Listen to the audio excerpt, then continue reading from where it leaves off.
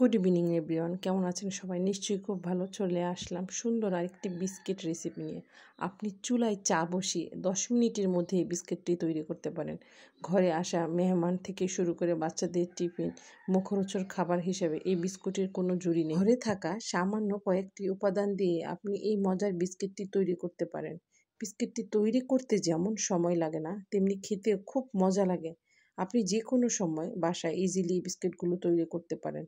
আর বিস্কিটের যে উপাদানগুলো ইউজ করা হয়েছে প্রত্যেকটা ছিল হেলদি। তাহলে জেনে নেওয়া যাক বিস্কুটটি তৈরি করতে আমি কী নিয়েছি। এখানে আমি নিয়েছি ময়দা 1.5 কাপ। 1.5 কাপ ময়দার জন্য আমি এখানে পাউডার সুগার নিয়েছি আধা কাপ, আর সুজি নিয়েছি 2 টেবিল চামচ, লবণ নিয়েছি স্বাদ মতো, আর পাউডার মিল্ক নিয়েছি এখানে 2 টেবিল চামচের মতো। আর এগুলো সুন্দর মতো আমি এখানে একটা হ্যান্ড উইচের মাধ্যমে ভালো মতো নেড়ে চেড়ে নেব, যাতে সবগুলো শুকনো উপাদান একসাথে মিক্স হয়ে যায়। এরপর আমি এখানে ইউজ করব পিনাটের পরিমাণ, বাদামের পরিমাণ আমি এখানে নিয়েছি 3 টেবিল চামচের মতো। আপনি চাইলে বাদামটা স্কিপ করতে পারেন, যেহেতু হেলদি বিস্কিট আবার মুখরোচক হবে, সেজন্য আমি এখানে বাদাম ইউজ করেছি। আর আমি এখানে ইউজ করেছি তেল। আপনি চাইলে এখানে ঘি ইউজ করতে পারেন। আমি তেলের পরিমাণ নিয়েছি আধা কাপের মতো। সবগুলো তেল একসাথে না দিয়ে আপনি চেষ্টা করবেন একটু একটু করে তেল দিয়ে পারফেক্ট একটা ব্যাটার তৈরি করতে। দেখেন আমার ব্যাটারটা কতটা সুন্দর হয়েছে। এরপর যাতে সবগুলো বিস্কুটের সাইজ একরকম হয়, একটা চামচের সাহায্যে এভাবে মেপে নিতে পারেন।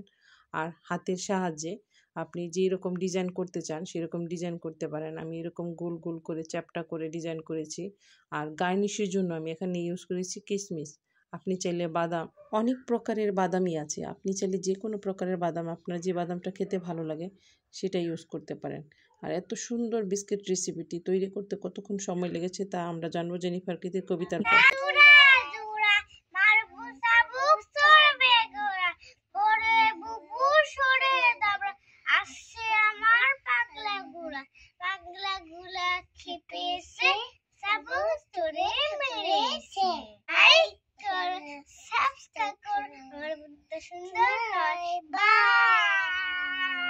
আপনি যে পাত্রে বিস্কিট বেক করবেন সেই পাত্রটি প্রিহিট করে নেবেন পুরো ফুল দমে চুলা রেখে।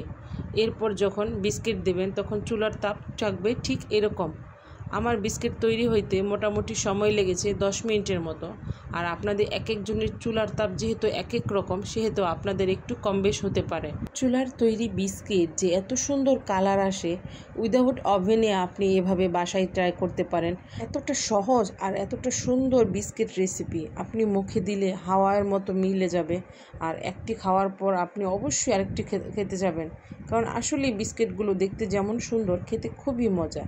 আমি তো বানানোর সাথে সাথে সকালে যদি বানাই তাহলে দেখা যায় সন্ধ্যার মধ্যে 50%ই শেষ হয়ে যায়, কারণ জেনিফার কৃতি আমার তৈরি বিস্কিট খুবই পছন্দ করে।